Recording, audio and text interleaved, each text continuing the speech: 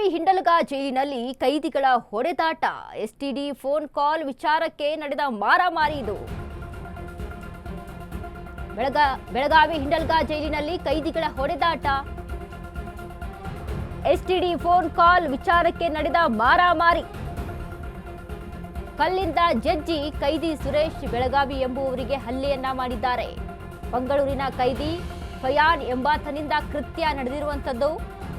ಅತ್ಯಾಚಾರ ಪ್ರಕರಣದಲ್ಲಿ ಅಪರಾಧಿಯಾಗಿರೋ ಫಯಾನ್ ಅತ್ಯಾಚಾರ ಆರೋಪಿ ಸುರೇಶ್ಗೆ ಮನ ಬಂದಂತೆ ಹಲ್ಲೆಯನ್ನ ನಡೆಸಿದ್ದಾನೆ. ಗಾಯಾಳುಗಳನ್ನ ಬಿಮ್ಸ್ ಆಸ್ಪತ್ರೆಗೆ ದಾಖಲಿಸಿ ಚಿಕಿತ್ಸೆಯನ್ನ ನೀಡಲಾಗಿದೆ. ಗ್ರಾಮೀಣ ಪೊಲೀಸ್ ಠಾಣಾ ವ್ಯಾಪ್ತಿಯಲ್ಲಿ ನಡೆದಿರುವಂತಹ ಘಟನೆ ಇದು. ಬೆಳಗಾವಿ ಹಿಂಡಲಗ ಜೈಲಿನಲ್ಲಿ ಕೈದಿಗಳ ಹೊಡೆದಾಟ. ನೋಡಿ ಯಾವ ರೀತಿಯಾಗಿ ಹೊಡೆದಾಡ್ಕೊಂಡಿದ್ದಾರೆ. ಕಲ್ಲಿನಿಂದ ಅಲ್ಲಿ ಜಜ್ಜಿ ಅಲ್ಲಿ ಹಲ್ಲೆಯನ್ನ ಮಾಡಿರುವಂಥದ್ದು.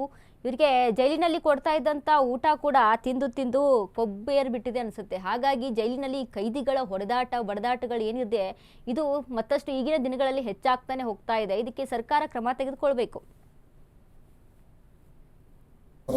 ಏನಿಲ್ಲ, ಅವ್ನು ಬಂದು ಜಗಳ ಆಡತ್ತಿದ. ಅಲ್ಲಿ ನಾವು ವಾಚ್ಮನ್ ಇದ್ದೆ ಸರ್, ಡ್ಯೂಟಿ ಮಾಡ್ತಿದ್ದೆ ಸರ್. ಅಲ್ಲಿ ಹೊಡೆದ್ಬಿಟ್ಟ ಸರ್. ಏನ್ ಸರ ಯಾತ್ರ ಸಲ ಸರ ಹಂಗೆ ಸುಮ್ಮನೆ ಅವನು ಹೊಡೆದ ಸರ್. ಯಾವ ವಿಚಾರಕ್ಕೆ ಏನು ಗಲಾಟೆ ಅದ್ರ ಒಳಗೆ ಸರ ಎಸ್ ಟಿ ಅಲ್ಲಿ ನಾವು ಡ್ಯೂಟಿ ಮಾಡ್ತೀವಿ ಸರ. ಎಸ್ ಟಿ ಫೋನ್ ಸಂಬಂಧ ಸರ್ ಅದು ಎಸ್ ಟಿ ಚಲೋ ಆಗಕ್ಕಲ್ಲ, ಅದ್ರ ಸಂಬಂಧ ಅವ್ನು ನನ್ನ ಜೊತೆ ಬಂದು ಜಗಳ ಆಡಕತ್ತ ಸರ. ಅದು ಹಿಂದಿಂದ ಹೊಡೆದ್ಬಿಟ್ಟು ಸರ್. ಯಾರು ಹೊಡೆದ ಫೋನ್ ಅಂತೇಳಿ ಸರ್. ಫೋನ್ ಯಾವ ಕೇಸ್ ಅವ್ರು ಸರ ಮೊನ್ನೆ ಕಾರವಾರದಿಂದ ಬಂದ ನೋಡ್ರಿ. ಅಲ್ಲಿ ಸಿಬ್ಬಂದಿ ಮಠ ಹಲ್ಲೆ ಮಾಡಿ ಮಂಗಳೂರು ಸರ್. ಈ ಬಗ್ಗೆ ಹೆಚ್ಚಿನ ಮಾಹಿತಿಯನ್ನ ಕೊಡ್ತಾರೆ ನಮ್ಮ ಪ್ರತಿನಿಧಿ ಪ್ರಶಾಂತ್. ಪ್ರಶಾಂತ್, ಇದೀಗ ಬೆಳಗಾವಿ ಹಿಂಡಲಗ ಜೈಲಿನಲ್ಲಿ ಈ ಕೈದಿಗಳ ಹೊಡೆದಾಟ ಏನಿದೆ, ಯಾವ ವಿಚಾರಕ್ಕೆ ಶುರುವಾಯಿತು ಅಥವಾ ಏನೆಲ್ಲ ಅಪ್ಡೇಟ್ಸ್ ಇದೆ ಪ್ರಶಾಂತ್ ಈ ಬಗ್ಗೆ? ಖಂಡಿತ ವನಿತಾ, ಏನಂತಂದ್ರೆ ಹಿಂಡಲಗ ಕೇಂದ್ರ ಕಾರಾಗೃಹದಲ್ಲಿ ಕೈದಿನೊಬ್ಬನ ಮೇಲೆ ಮಾರಣಾಂತಿಕವಾಗಿ ಹಲ್ಲೆ ನಡೆದಿರುವಂತಹ ಘಟನೆ ಇವತ್ತು ನಡೆದಿರುವಂತದ್ದು. ಯುವತಿಯ ಅತ್ಯಾಚಾರ ಪ್ರಕರಣದ ಅಪರಾಧಿಯಾಗಿರುವಂತಹ ಈ ಒಂದು ಸಂದರ್ಭದಲ್ಲಿ ಶಿಕ್ಷಣ ಅನುಭವಿಸುತ್ತಿರುವಂತಹ ಮುತ್ಯನಟ್ಟಿ ಗ್ರಾಮದ ಸುರೇಶ್ ಎಂಬ ಕೈದಿಯ ಮೇಲೆ ಮಂಗಳೂರು ಮೂಲದ ಕೈದಿ ಫಜಾನ್ ಮಾರಣಾಂತಿಕ ಹಲ್ಲೆಯನ್ನ ನಡೆಸಿರುವಂತದ್ದು. ಇದಕ್ಕೆ ಸಂಬಂಧಪಟ್ಟಂತೆ ಸಾಕಷ್ಟು ರೀತಿಯಲ್ಲಿ ಪೊಲೀಸರು ಸಹ ತನಿಖೆಯನ್ನು ಸಹ ಮುಂದುವರಿಸಿರುವಂತದ್ದು. ಕ್ಷುಲ್ಲಕ ಕಾರಣಕ್ಕಾಗಿ ಈ ಒಂದು ಜಗಳ ಉಂಟಾಗಿರುವಂತದ್ದು. ಈ ಜಗಳ ಉಂಟಾಗಿ ತೀವ್ರ ಸದುಪಾಯನ ಪಡ್ಕೊಳ್ಳುವಂತದ್ದು. ಫಯಾನ್ ಸುರೇಶನ ತಲೆಗೆ ಕಲ್ಲಿನಿಂದ ಜಜ್ಜಿ ಇಲ್ಲಿ ಹಲ್ಲೆ ನಡೆಸಿದ್ದಾನೆ ಎಂಬ ಮಾಹಿತಿ ಸಹ ಇದೀಗ ಲಭ್ಯವಾಗ್ತಾ ಇರುವಂತದ್ದು. ಹಲ್ಲೆಯಿಂದ ಗಂಭೀರವಾಗಿ ಗಾಯಗೊಂಡ ಸುರೇಶ್ ಇದೀಗ ಚಿಕಿತ್ಸೆ ನೀಡಲಾಗ್ತಾ ಇರುವಂತದ್ದು. ಆರೋಪಿಯ ವಿರುದ್ಧ ಕೊಲೆ ಯತ್ನ ಪ್ರಕರಣ ಸಹ ಇದೀಗ ದಾಖಲಿಸಿರುವಂತದ್ದು. 2 ತಿಂಗಳ ಹಿಂದಷ್ಟೇ ಜೈಲಿನ ಹವಾಲ್ದಾರನ ಮೇಲೆ ಇಲ್ಲಿ ಹಲ್ಲೆ ಹಲ್ಲೆಯನ್ನ ಸಹ ಇಲ್ಲಿ ನಡೆಸಿರುವಂತಹ ಆರೋಪ ಈಗ ಫಯಾನ್ ಮೇಲಿದ್ದು, ಈಗ ಮತ್ತೊಂದು ಗಂಭೀರ ಆರೋಪ ಸಹ ಇದರ ಮೇಲೆ ಕೇಳ್ಕೊಂಡ್ಬರುವಂತದ್ದು. ಇದಕ್ಕೆ ಸಂಬಂಧಪಟ್ಟಂತೆ ಬೆಳಗಾವಿಯ ಗ್ರಾಮೀಣ ಪೊಲೀಸ್ ಠಾಣೆಯಲ್ಲಿ ಪ್ರಕರಣವನ್ನ ಸಹ ಇದೀಗ ದಾಖಲಾಗಿರುವಂತದ್ದು.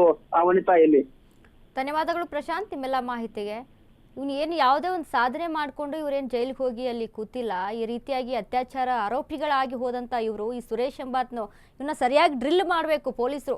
ಯಾಕಂದರೆ ಈ ರೀತಿಯಾಗಿ ಜೈಲಲ್ಲೇ ಇದ್ಕೊಂಡು ಈ ರೀತಿಯಾಗಿ ಅಹಂಕಾರದಿಂದ ಒಬ್ಬನ ಮೇಲೆ ಮಾರಣಾಂತಿಕವಾಗಿ ಹಲ್ಲೆ ನಡೆಸೋದು ಅಂತ ಅಂದರೆ ಎಷ್ಟು ಮಟ್ಟಿಗೆ ಇದೆ ಕಾನೂನಿನ ಭಯ ಇವರಿಗೆ ಅನ್ನುವಂಥದ್ದು ಇದರಲ್ಲೇ ಗೊತ್ತಾಗುತ್ತೆ ನಮಗೆ.